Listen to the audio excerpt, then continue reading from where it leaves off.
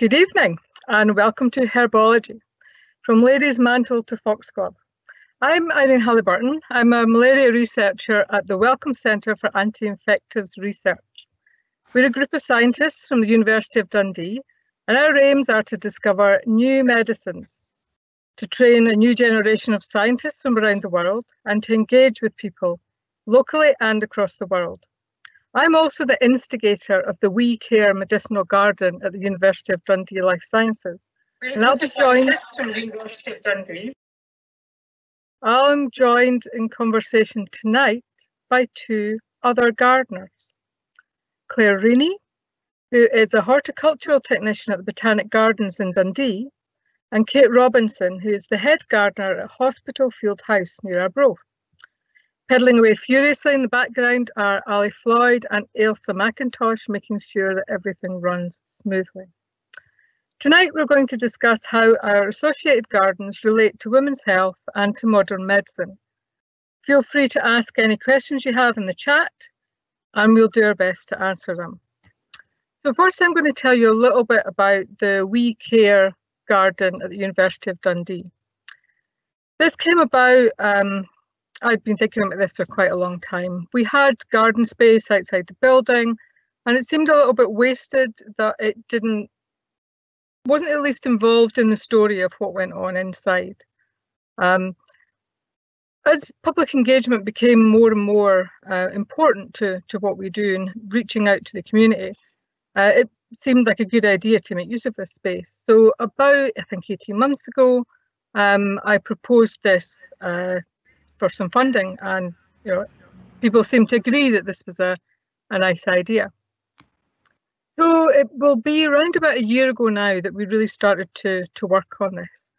So I think you can see in the slides we have a plan outlaid, some raised beds in what is really currently quite a bland area. We had hoped to launch the garden on the 16th of October last year, but of course, there's been a global pandemic and that kind of put paid to our plans. But we've kept on pushing on a little bit at a time. We've got some planting done in a small bed that was already there. And next month, probably around about Easter, we're actually going to start with a local contractor building our garden. The real thought behind our garden is to connect with people and to help them learn what we do inside. So we look for new drug treatments, and lots of modern drugs actually come from plants. In my role as a malaria researcher, I'm particularly interested in two. They're kind of the key ones for my work anyway. So these are Artemisia annua, which we will have in the garden, sweet wormwood. And this has actually been used for thousands of years as a treatment for fevers and was more recently discovered to actually affect the malaria parasites. The other one is quinine, which comes from a South American bark. Unfortunately, we can't grow it in our garden, but there are some young ones growing in the greenhouse at the Botanics.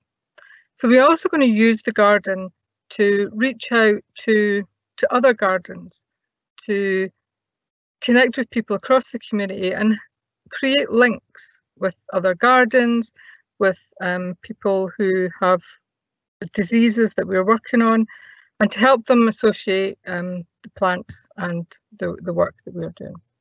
So I'm going to pass over to Clare to tell us a little bit about the Botanic Garden and her work there. Thank you. Yes, hello. Thank you, Irene.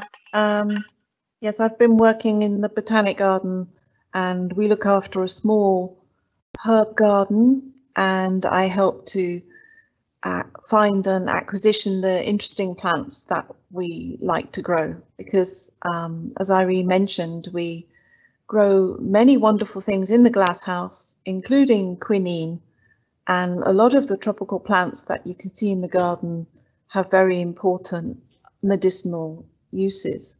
One of the ones that's come to the fore recently is a plant in our South American collection, which has shown some potential to be used as a part of the anti-COVID strategy. And this plant is called Willow, and it's been growing outside with us for many years now.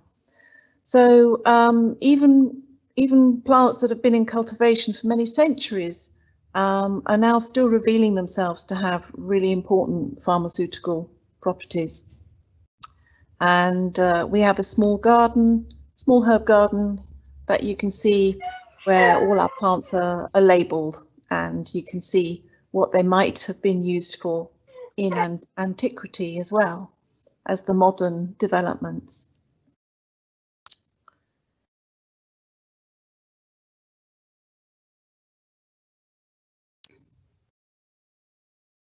Oh, Irene, I think you are muted. Hi, somebody muted me. I'm unmuted now. Thank you very much, Claire. And Claire has been really helpful in helping us with the planting from transferring plants from botanics into our garden as well, and we're continuing to get things ready when the beds are there. Kate, could you tell us a bit about your work at Hospital Fields? Hi. Yes, I can talk about Hospital Field. I've got a bit of an echo going on at the moment, so I might just wait until that's over. I'm Kate Robinson. I'm the head gardener at Hospital Field. Just a quick history of Hospital Field House. Sorry, the echo is a little bit off-putting, so sorry about this. The name of Hospital Field comes from the monks at Arbroath Abbey, who founded a hospice on the site after instruction from William the Lion. The monks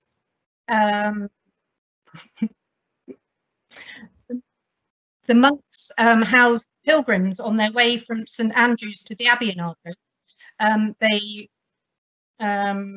They fed them and boarded them and looked after them. You can see from these pictures that they also grew plants for eating, for aesthetic purposes, but also from healing purposes. What we know about the monastic gardens are taken from a lot of these illustrations. The house at Hospital Field continued to be a hospice and a monastery up until the dissolution of the monasteries, when it went into private hands. And in the 1660s, it was bought by the Reverend Fraser, whose family it stayed in for the next 200 years. Elizabeth Fraser married Patrick Allen, who was an artist, and they built a beautiful arts and crafts house in the 19th century. And that's the building we see today. And it's still run as a charity for artists and education in the arts. We're currently looking at or seeing through a really exciting project, which is the restoration of the Victorian Fernery, and also a brand new garden within the walled garden designed by Nigel Dunnett. And part of that is Medicinal Garden, which is looking back at the history of Hospital Field and 800 years of history in gardens. So as you can see, it's not looking much different than this at the moment. We're currently planting up this area. So I'm looking into the history of healers and physicians and monks and how they treated the people who were ill in their communities. Obviously, herbs have been used for thousands of years, and one of the interesting things I came across that in Scotland, and I'm not sure if everybody knows this, but in Scotland there were families of hereditary physicians who were known as medical kindred, and especially in the Highlands and Islands, there was a kindred called the Macbeths, which became changed to the Beatles, who served many kings and crowns. The theories that they used at the time were of the 4 humours, which was had been a theory that was used for thousands of years, well, since the ancient Greeks. And they looked at the fact that there were four humours that controlled the health and well-being of the body. Black bile, yellow bile, blood, and phlegm. So these had to be in balance in order to have a healthy body. The other theory was that of the doctrine of signatures, that God had given plants certain characteristics that made them look like particular parts of the body. So they were used in certain remedies, such as lungwort, which apparently was thought to look like diseased lungs. So it's used for anyone with lung complaints. Walnuts, which apparently look, well, and do, look like brains, so they were used for diseases of the head. So very exciting and interesting ideas were had at the time. One of the some of the plants that were used for women's issues particularly were lady's mantle or alpamilla, which was thought to slow the blood and used for heavy periods and other medical symptoms. Apparently drinking the juice of plantain, which had been steeped in red wine, was particularly good for excessive bleeding. And there were just many herbs used for all kinds of issues, but a spectacular number used for people with digestive complaints or flatulence. So apparently tarragon, chamomile, fennel, iris root, lemon balm, lavender, summer oil and pennyroyal and summer savory were all used for digestive complaints. There were also a large number of plants that were used in small quantities as medicines, but also were likely to kill you in large quantities, like monkshood, foxglove, cyclamen, hellebores, and as I said, pennyroyal. It's quite dangerous in large quantities. So there was a fine line between curing you and killing you. So yes, it's been really interesting looking up all these things. And I'm really sorry if none of you can hear me very well, but the gardens, the restored fernery and the cafe are all due to open at the end of April,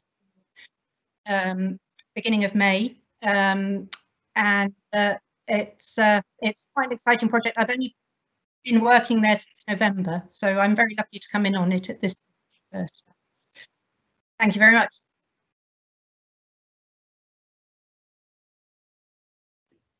Thank you, Claire. Kate, sorry. Are there any documents survive that tell you what was in the actual garden at Hospitalfield? We've got very few documents about the garden at Hospitalfield. It's actually really very poor documentation. So we don't have anything about. We don't even have anything about the Victorian garden or much about it. But so most of what we know about monastic gardens are from images and just a few plans of monastic gardens that exist. Thank you. Claire? Hello. Hello, it's funny not being able to see you. I know. The little bit of garden at the Botanics that is sort of the physic or the medicinal garden, when was that put in? Or has that always been part of the garden? There's always been a herb garden since the early days of the 1970s. It was one of the first parts of the garden to be developed, but it has moved, and that happens a lot with herb gardens. Is that they need to be convenient to the kitchen and to where they're going to be used. So they often get moved around. The selection of herbs we grow hasn't changed very much, although with the sort of slightly mild, I was going to say we've been having milder winters, but of course this year we haven't. But we have been able to think about growing the more challenging herbs like licorice root, which needs good Mediterranean conditions. And I was going to pick up on something that Kate mentioned about how many of the herbs were considered important for digestive uses, and one of the most successful ones, I think, that we haven't mentioned yet, but is mint, because anybody who's suffered from IBS knows that you can either go to the chemist and pay £8 for some peppermint oil, or you can go into your back garden and find some fresh mint when it's in season, and still a very helpful thing to try. So I think one of the difficulties we find is I think you've mentioned later on about how would you be careful, how would you choose what kind of dosage is important. I think that's where the difference comes in between herbalism and physic gardens, and what I think we're trying to do in Dundee is a medicinal garden. So we're not necessarily advocating using plants as medicine, but trying to put across that there are medicines which are in common use that are derived from plants. And that might seem to be a slightly picky differentiation, but I think it's one that we quite like to actually make. We have a couple of things in there, like the lungwort that Kate mentioned, that, as far as I'm aware, has not at any point yet proved to have any real benefit, but we work on tuberculosis in the labs, or we work on trying to develop new medicines for tuberculosis. So we can use it to tie into our story, to help people. We're using a kind of known to lead people into the unknown. So I think people are aware of plants as plants can either be toxins, or plants can help, or there's a fine line in between somewhere.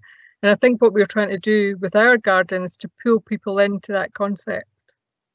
Yes. So there's a slightly different bent in what we're trying to do, I think, than a physic garden. Yes. Because lots of universities have physic gardens. Indeed. I mean, the tradition of monasteries was terribly important, and we know there was a monastery at Lindores across the water, and at Balmerino, and there's been some research here that shows there was a monastic garden in Dundee in ancient times. There's no trace of it now, but certainly because the network of monasteries was so extensive right across Europe, they were able to bring plants to the UK that had never been seen or used or grown here before. So they were clever men. Do we have any idea where that was, Claire? I think we're thinking 1500s. Right. Yeah. Yeah, that's not last week. Yeah. What happened? What was the development of the garden at Hospital Field, sort of from the Victorian times to sort of the more renovation now, Kate?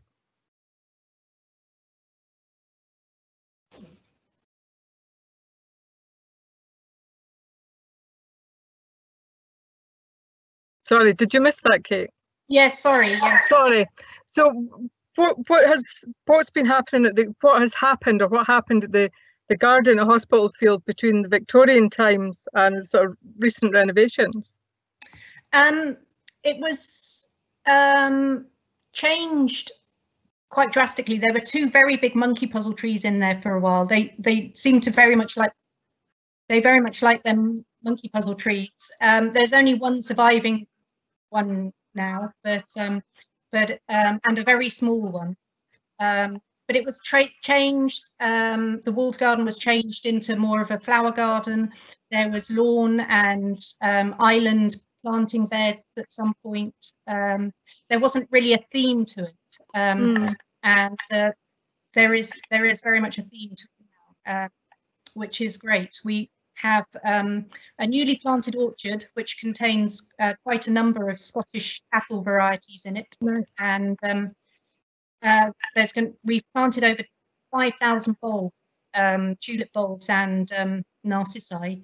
So it's, I mean, yes, we had volunteers looking after the garden, and we're going to very much be relying on volunteers to help us keep the new garden going as well.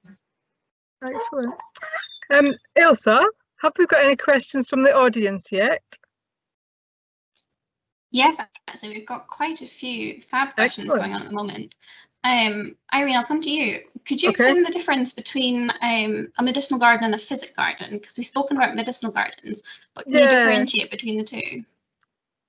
Yeah, I kind of touched on this earlier on, and I think the differentiation is maybe a slightly pedantic one, but I think it works in the favour of what it is that we're trying to do with ours. So a physic garden contains plants that are used medicinally. Their active ingredient might not be known, the way that they actually work might not be known.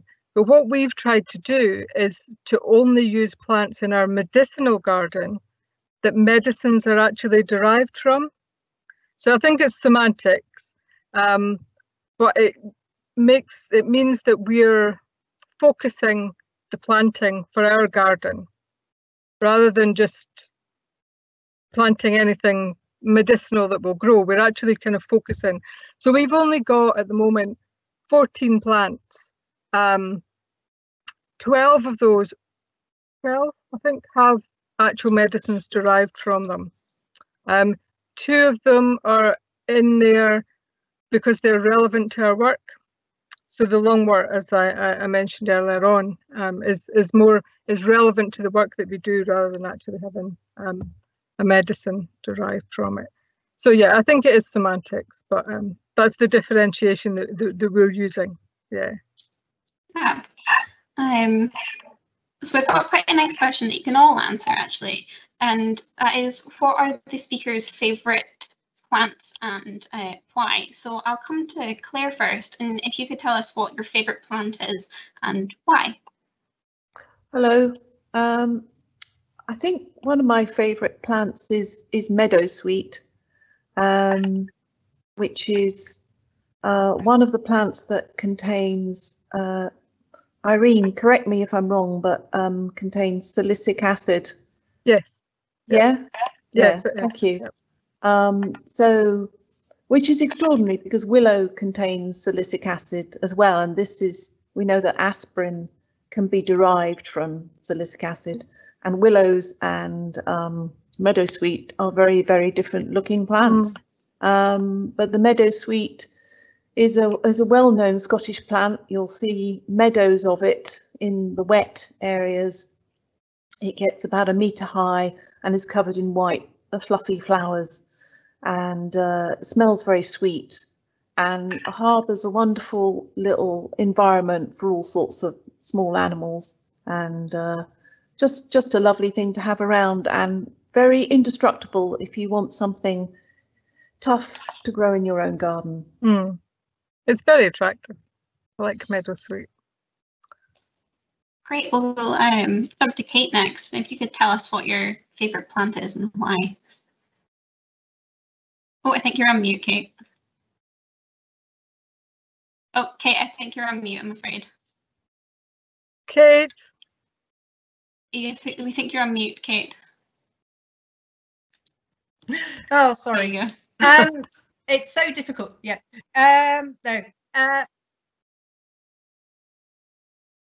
I think it's very difficult for me to answer this question because it changes almost daily. At the moment, we're planting out our monastic garden, and we're planting out some primroses, and they look absolutely amazing at the moment. There's such a bright, cheerful colour when not much else is flowering at the moment. So they are my favourite flower of the moment.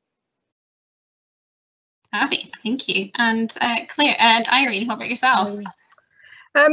Aside, well, no, let's go with the plants that started all this. And most probably, I think I'd have to say the Artemisia, or the Artemisia annua. Because it's relevant to my work, it's still one of the frontline drugs for malaria, but also that it's related to one of my favourite drinks. So wormwood or Artemisia is also an absinthe. So yes, I think that's my favourite. You've got work and leisure all tied up in one plant. It's a good reason. It's a very good reason. We've got a fab question here from Lucy, who's in the audience, and she's asking, what is the process that you use to find out what medicinal benefits a plant may have, such as for COVID? And is it just a matter of trying to find different plant compounds, or is it a bit more focused and intuitive? Irene, as our scientist, I think I'll come to you for this. Oh, thanks. That's a really tricky one. I think what they would probably do, so we know at the moment, and we will have an idea of which compounds are antiviral, and we're looking at a virus. So you, from a scientific point of view, you would create extracts from the plant and try and identify molecules within that extract that look similar to current antivirals. From a herbalist point of view, so from the old-fashioned trial and error point of view, I have no idea how you would do that safely. So we have students that we work with, but through CARE, and a lot of them are in Africa and places where some of the diseases we work on are endemic.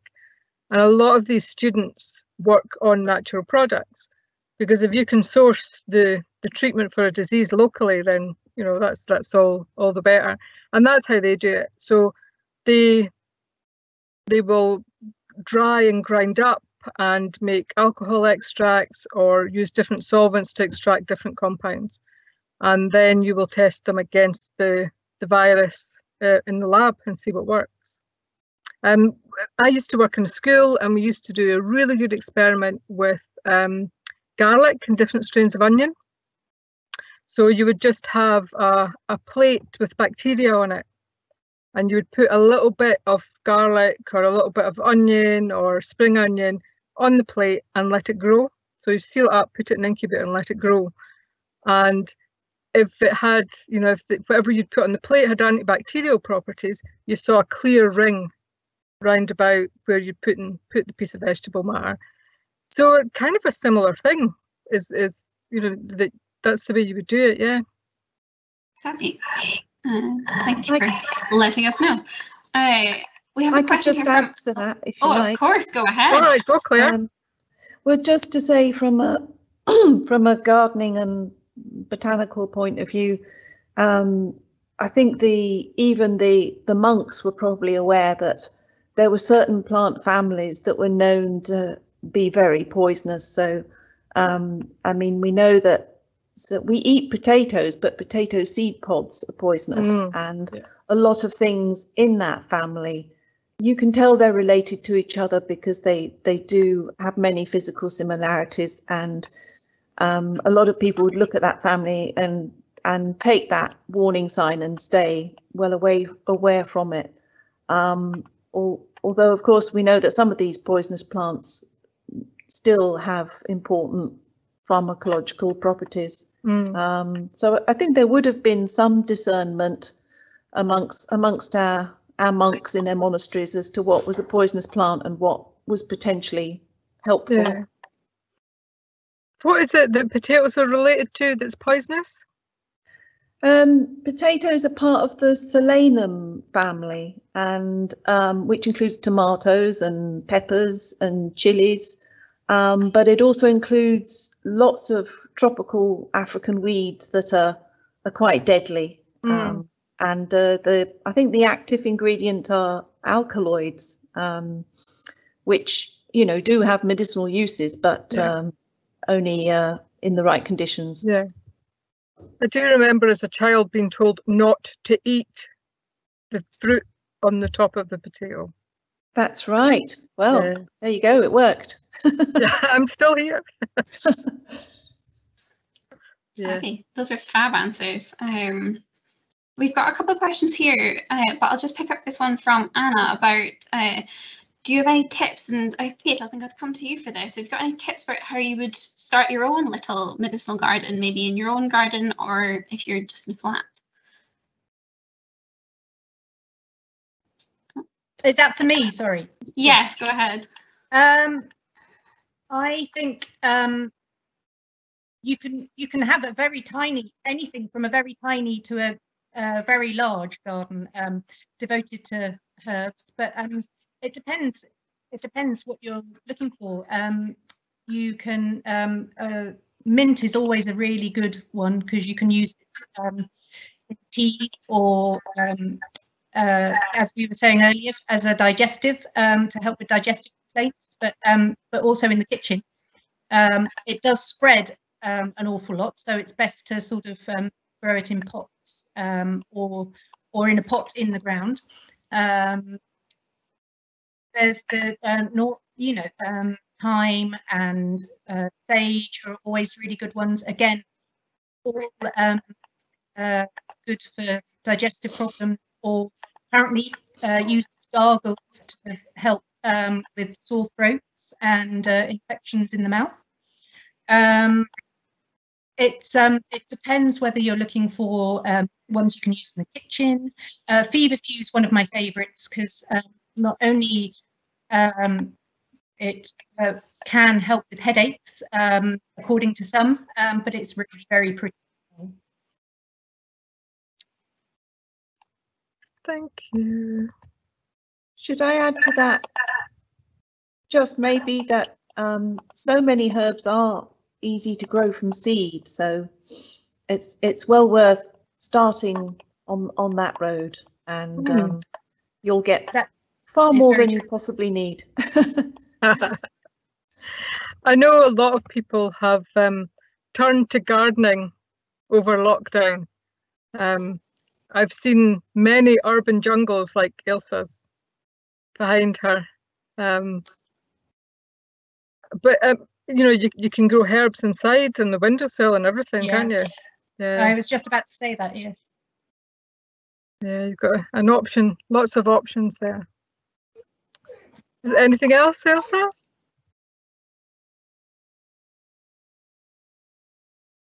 Ailsa, you're muted. I'm terrible for this. I was going to pick out this one question that's we discussed. There's plants, some of them are quite poisonous. So yes. This question is why the disclaimer that these plants shouldn't be used as a medicine just if we were eating them when they have so much historic knowledge and evidence that they actually. Sorry, I'm not reading this correctly. The question is why the disclaimer that these plants shouldn't be used as medicine when we have so much historic knowledge and evidence that certain plants help with certain ailments. I think I'll come to Irene for this. Yeah, so part of the problem with that, especially when you are self-treating, is that plants contain different amounts of the active ingredient. So I would have very little idea on how much foxglove to take. I would have no idea how much poppy to take to relieve pain or to help me sleep. So in modern medicine, these things are normalized for the active ingredient. And if you buy preparations from a health food shop, so you can buy aspirin capsules from a health food shop, but they're normalized for the active ingredient. So someone has actually tested and know how much of the active molecules in there before they make the preparation. And I think the danger with taking something out of your own garden and using it as a treatment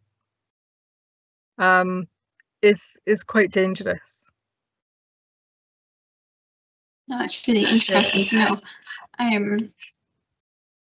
We've discussed this before, but as you've mentioned, that it can be quite dangerous, and also can be quite dangerous in small doses. Would you like to tell me how much willow you'd have to eat to get the kind of dose of an aspirin pill? Yeah, it's not an awful lot, actually. So I had to look into this, and a normal aspirin tablet is between 60 and 75 milligrams of salicylic acid per tablet. And it actually is only about 0.5 gram of willow bark.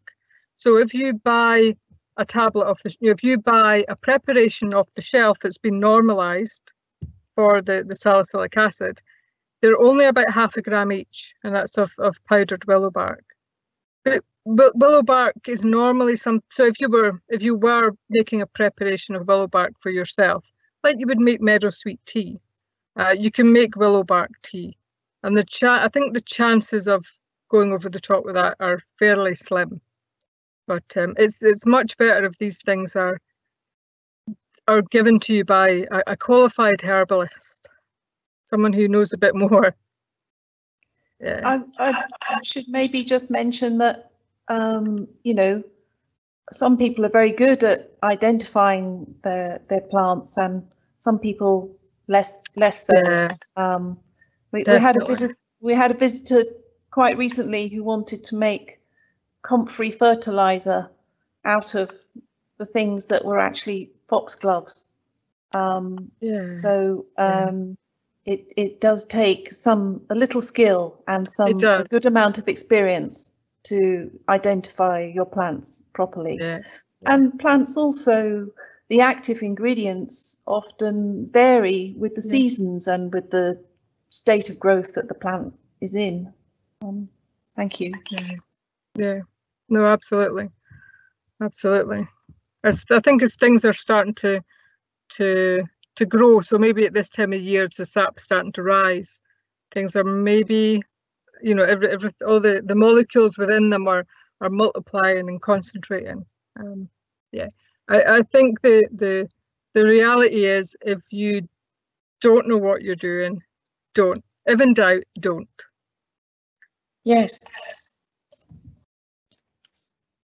And as you are all experts in this, there's been a question about careers. How did you get into this? How did you get to know the science of the plants, and how not me specifically, but how could this person get into a career working to create medicines derived from plants? And if science maybe isn't their thing, how do you get into a gardening career and plant-based career?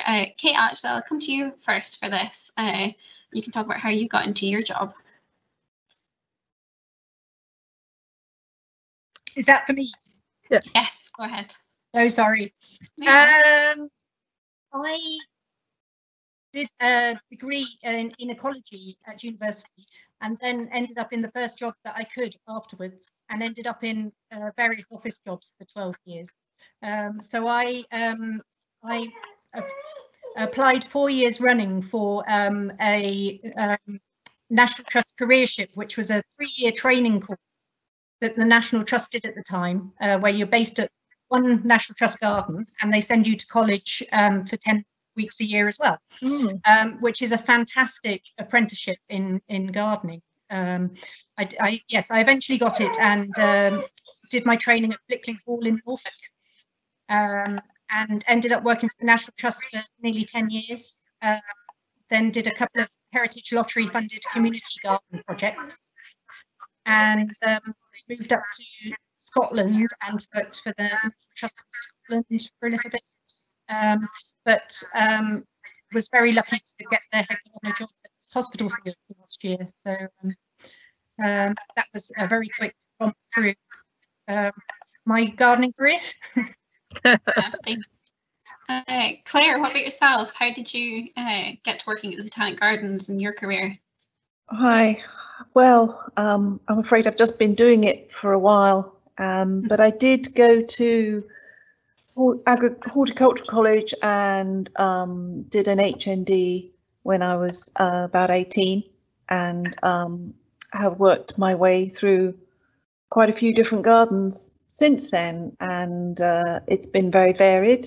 But quite a lot of my main interest, which is in actually native plants, those identification skills is something that you can self-teach with some help. And of course, there's some really good resources out there now, and some great organisations who will help with plant identification and plant surveying, like the Botanical Society of the British Isles, who have plant ID workshops. And so, yeah, there's some great information out there for somebody who's keen. And some traineeships have sort of suffered in the past few years, but there are still some good ones out there to look out for, like Royal Botanic Garden Edinburgh, or the National Trust for Scotland 3 course is still going. Both Claire and Kate, as sort of professional gardeners, do you find that there's a lot of volunteers come and work with you? And do some of them go on to careers working in gardens? I think there's definitely a lot of volunteers. I've worked with a lot of volunteers with the National Trust, and it's so difficult to run a garden without them, because the number of staff in gardens, a lot of these gardens were big estates, for hundreds of years, and they had a lot of gardeners, and the staff are so small now in most organisations that we have to rely on volunteers. Some of them are already at college and are using it as experience. Others do try and get in, do the volunteering and then go to college, but it does often end up that most people are looking for a qualification as well as the experience, which I think is a bit of a shame, actually, because good experience and practical skills are very important. Yeah. It's really interesting. Irene, I think we've only got time for you to tell us how you got into science, and then that should be us, I think. Yeah, my route into science is not a particularly conventional one. I was a school technician for 10 years, studied on the job. Day release is a wonderful way to learn, because you develop the practical skills as well. Came to Dundee University as a lab manager in parasitology, and I think there I was quite inspired by the two heads of department at the time, Mike Ferguson and Alan Fairlam, both still there, both still quite inspiring gentlemen, and eventually did a master's degree, became a researcher. And I think because I've had a slightly non-conventional route through science, I'm still quite open to seeing things from a slightly different angle, and I think that's quite beneficial. So yeah, non-conventional here, but yeah, no, there's a route through. Yeah, that's great. I'm really sorry if we haven't had a chance to answer your question, but I think Ali's mentioned in the chat that if you haven't had your question answered, please feel free to tweet us or send us a comment on our Instagram page, and we will do our best to answer you. But Irene, if you just kind of want to close off and thank everyone for being here. Yeah, basically I would just like to thank Claire and Kate for joining me. It's been a great chat, and I'm sure we could actually have talked quite a bit more. Thank you everyone for joining us. Please follow the Garden's Instagram, and yeah, thank you very much. Thank you. Thank you. Thank you. Thank you, everyone. Goodbye. Bye.